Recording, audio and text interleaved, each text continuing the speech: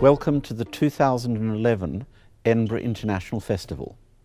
Our programme draws its inspiration from the relationship between Europe and the varied cultures of Asia.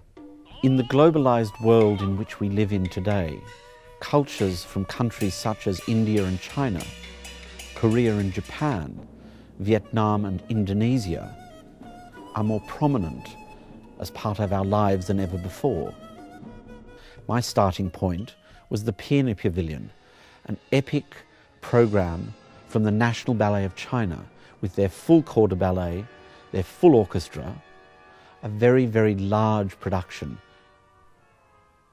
It tells the story of a person who falls in love with someone who is already dead, only to be reunited with them after one's life is over. It is about the eternal power of love. Tang Xiangzu and Shakespeare died the same year, 1616. And in the Peony Pavilion, I think we have a perfect glimpse of the absolute difference between Western drama and a Chinese version of romantic love.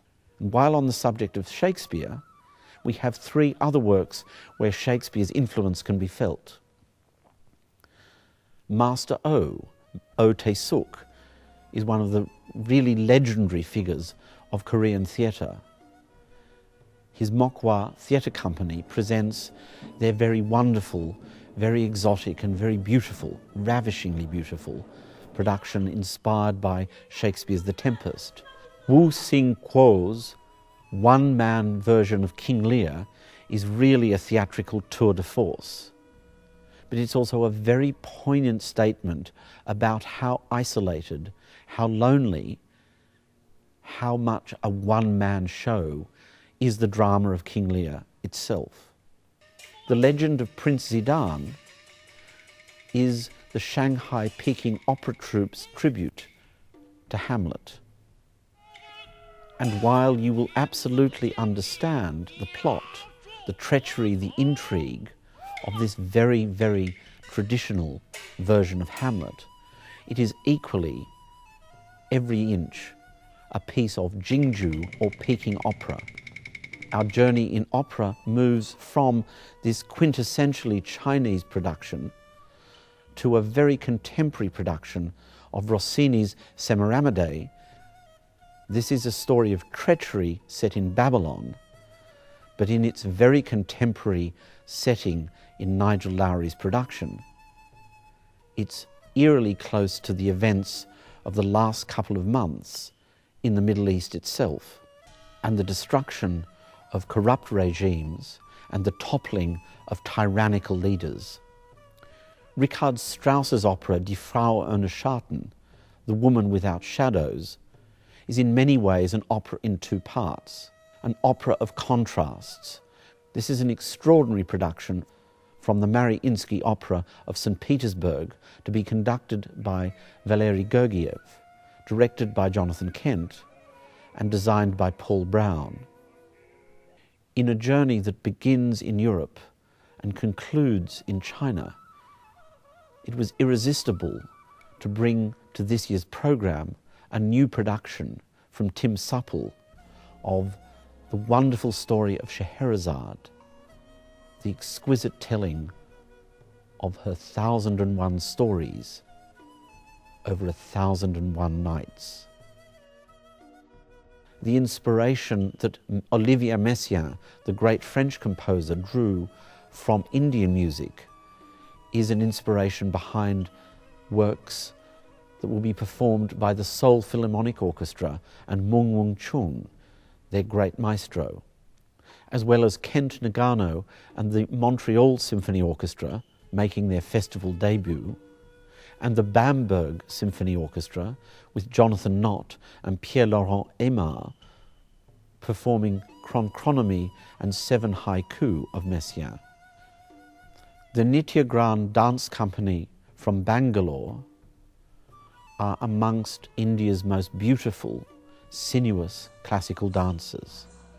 The inspiration for their work, Shri, comes from the moving, beautifully ornate carvings that one finds in a Hindu temple.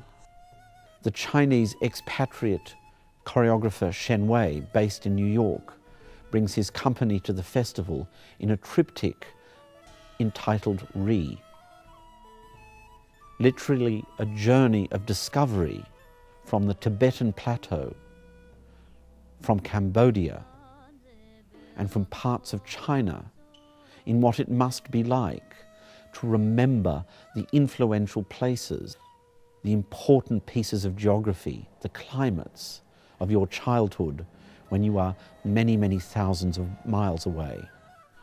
Ahne May is one of Korea's most distinguished contemporary choreographers. In her epic work, The Princess Bari, she tells the story, a beautiful story, of a king who wishes for a son, but is given for the 7th time a daughter. This is gorgeous dance, pansori singing, traditional Korean instruments, gorgeous costumes, full of light and wonderment. Haruki Murakami's great novel, The Wind-Up Bird Chronicle, is the subject of a new theatrical experience from Stephen Earnhardt. This will be a wonderful extravaganza of live puppetry, audiovisual work, and theatre. At the Dean Gallery, the distinguished contemporary Japanese photographer Hiroshi Sugimoto is the subject of an important survey of his contemporary work, alongside British and Japanese contemporary and 19th century woodcuts. I hope you will join me on a very interesting journey of discovery of the sights, sounds, ideas, attitudes, philosophies of cultures that exist well beyond our own European heritage. Cultures that nevertheless have inspired many of Europe's finest artists for centuries, and cultures which share with us an idea of a single, important, dynamic humanity.